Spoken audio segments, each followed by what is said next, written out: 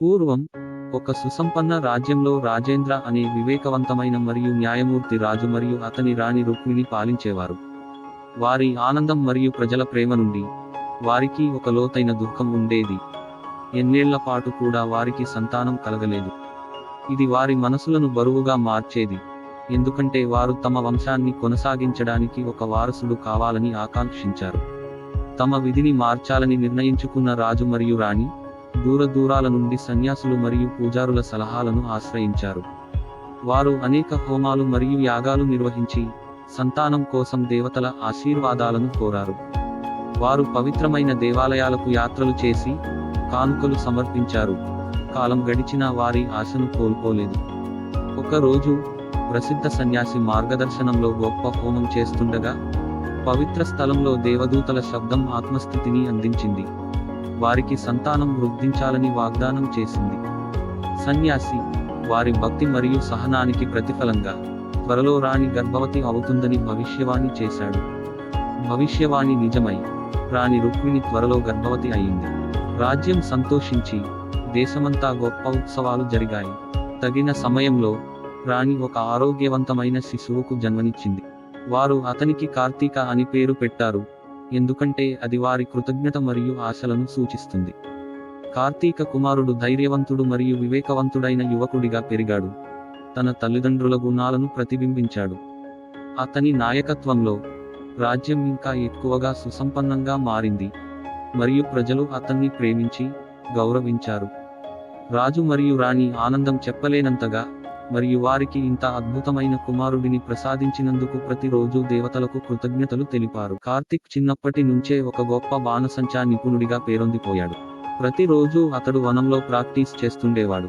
అతడి లక్ష్య సాధన అలాంటి ఘనత పొందడానికి కారణమైంది. ఒక రోజు కార్తిక్ అడవిలో ఉన్నప్పుడు అతడు తన ధనుర్విద్యలో మరింత నైపుణ్యం సాధించడానికి కఠినంగా సాధన చేస్తున్నాడు.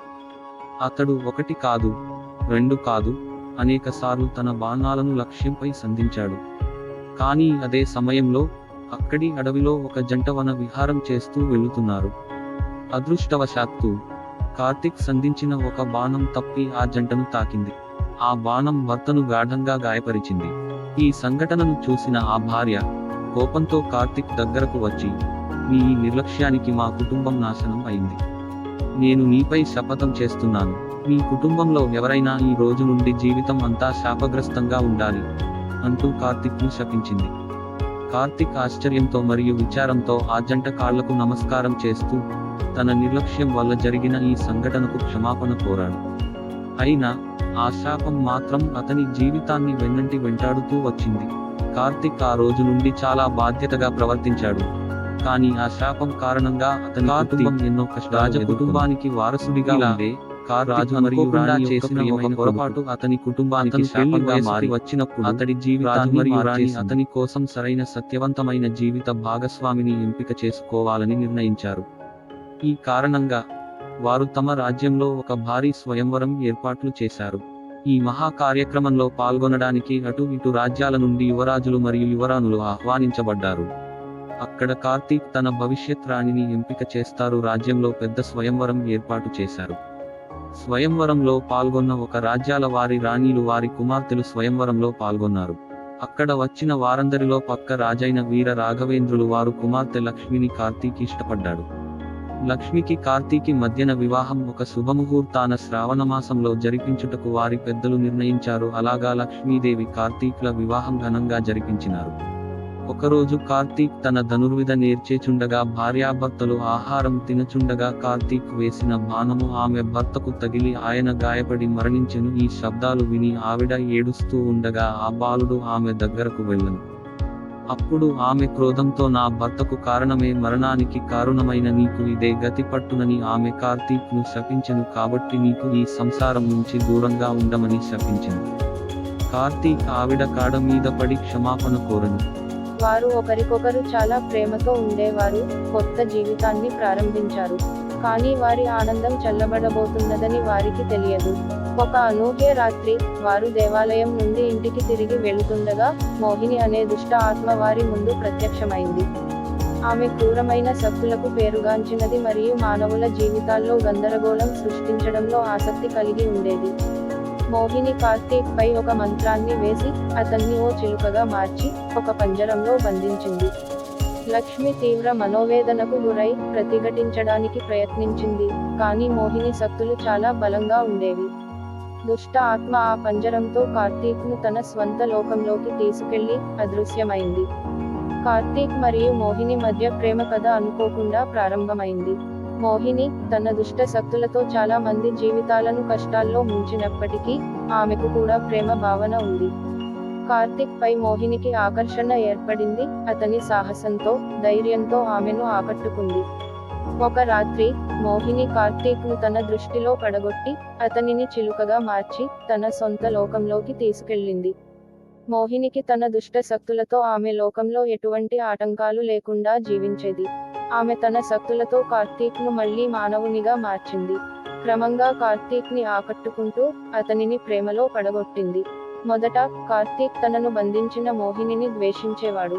కానీ కాలక్రమేణా మోహినికి ఉన్న అద్భుతమైన శక్తులు, ఆమె కట్టిపడేసే స్వభావం మరియు అతనిపై చూపించిన ప్రేమ అతనిని క్రమంగా మార్చాయి. మోహిని కార్తీక్ ను మళ్లీ చిలకగా మార్చి ఆ పంజరంలో పెట్టి తను ఎక్కడికి వెళితే అక్కడికి తను కూడా తీసుకొని వెళ్లిపోయేది. మోహిని తన శక్తులతో కొత్త లోకాన్ని సృష్టించి అక్కడ చిలక రూపంలో ఉన్న కార్తీక్ ను పంజరంలో నుంచి బయటకు తీసి మళ్లీ మానవులుగా మార్చింది. అది కార్తీక్ ప్రీతికరమైన ప్రదేశంగా మార్చింది. ఆమె తన శక్తులతో ఆ లోకాన్ని అందమైన ప్రకృతితో, చక్కని వనాలతో, ఆహ్లాదకరమైన వాతావరణంతో తీర్చిదిద్దింది. ఆమె కార్తీక్ ను అన్ని కష్టాలు నుండి బయటపడేసి అతనికి అద్భుతమైన అనుభవాలను ఇవ్వడం మొదలుపెట్టింది. మోహినితో కార్తీక్ కు కొత్త లోకంలో కొత్త అనుభవాలు ఎదురయ్యాయి. ఆమె అతనికి అద్భుతమైన ప్రయాణాలు, ప్రత్యేకమైన భోజనాలు మరియు ఆనందకరమైన సమయాలను అందించింది. మొదట అతను తన భార్య లక్ష్మిని మరియు తన అసలు జీవితాన్ని గుర్తు చేసుకుంటూ బాధపడేవాడు. కానీ మోహినితో గడిపిన సమయం క్రమంగా అతనికి కొత్త అనుభవాల్ని, కొత్త సంతోషాలను అందించింది. మోహినితో ఉన్నప్పుడు కార్తీక్ అద్భుతమైన ప్రదేశాలు దర్శించాడు, కొత్త అనుభవాలను పొందాడు. ఆమె అతనిని ఏకాంతంగా కాకుండా ఎప్పుడూ తనతో కలిపి ఉంచింది. ఆమెతో కలిసి గడిపిన ప్రతి క్షణం అతనికి కొత్త ఆశ్చర్యాలను, కొత్త ఆనందాలను అందించింది. మోహినితో కార్తీక్ కు కొత్త లోకంలో గడిపిన సమయం అతనికి అసలైన ఆనందం, ప్రేమ మరియు సంతృప్తి అనే భావనలను ఇచ్చింది. అయితే కార్తీక్ తన అసలు భార్య లక్ష్మిని మరిచిపోలేకపోయాడు. తన మనసులో ఎక్కడో ఒక చోట ఆమెను గుర్తు చేసుకునేవాడు. మోహినితో ఉన్నప్పటికీ తన భార్యపై అతనికి ఉన్న ప్రేమను, బంధాన్ని మరిచిపోలేకపోయాడు. మరోవైపు లక్ష్మి తన భర్తను రక్షించుకోవాలని నిశ్చయించుకుని కాళీదేవిని ప్రార్థించి ఆమె నుండి శక్తిని పొందింది. మోహిని తన లోకంలో ఎంత సంతోషంగా ఉన్నప్పటికీ కార్తీక్ మదిలో ఎక్కడో ఒక చోట తన అసలు జీవితాన్ని, తన నిజమైన భార్యను గుర్తు చేసుకునేవాడు. లక్ష్మి తన భక్తితో, ధైర్యంతో మరియు కాళీదేవి ఇచ్చిన శక్తితో మోహినిని ఎదిరించి తన భర్తను రక్షించడానికి ప్రణాళిక సిద్ధం చేసుకుంది. ఈ విషయానికి గ్రహించిన మోహిని, లక్ష్మి వస్తుంది తన భర్తని విడిపించుకుంటుందని తెలుసుకొని మళ్లీ కార్తీక్ ను చిలుకగా మార్చి మళ్లీ బంగారు పంజరంలో బంధించి ఉంచింది. ఆ పంజరం 7 సముద్రంలో దాటి ఒక దీవిలో ఒక చీకటి గుహలో అతనిని దాచిపెట్టి ఉంచింది. మోహిని తన శక్తులతో ఆ లోకాన్ని అనేక అద్భుతాలతో, విశేషతలతో నింపుతూ అతనికి ఆనందకరమైన జీవనాన్ని అందించింది. కానీ అతనికి తన భార్య లక్ష్మిని మరిచిపోవడం సాధ్యం కాలేదు. మోహిని మరియు కార్తీక్ తన సొంత లోకంలో గడిపిన ప్రతి క్షణం కొత్త అనుభవాలు, సంతోషాలు మరియు ప్రేమతో నిండి ఉండేది. లక్ష్మి ఎంతో దుఃఖంలో మునిగిపోయి కాళీదేవిని ప్రార్థించసాగింది. ఆమెకు భర్తను రక్షించే శక్తి ఇవ్వమని దేవిని వేడుకుంది. లక్ష్మి భక్తికి కదిలిన కాళీదేవి ఆమెకు ప్రత్యక్షమై శాపాన్ని విరిచే శక్తిని ప్రసాదించింది.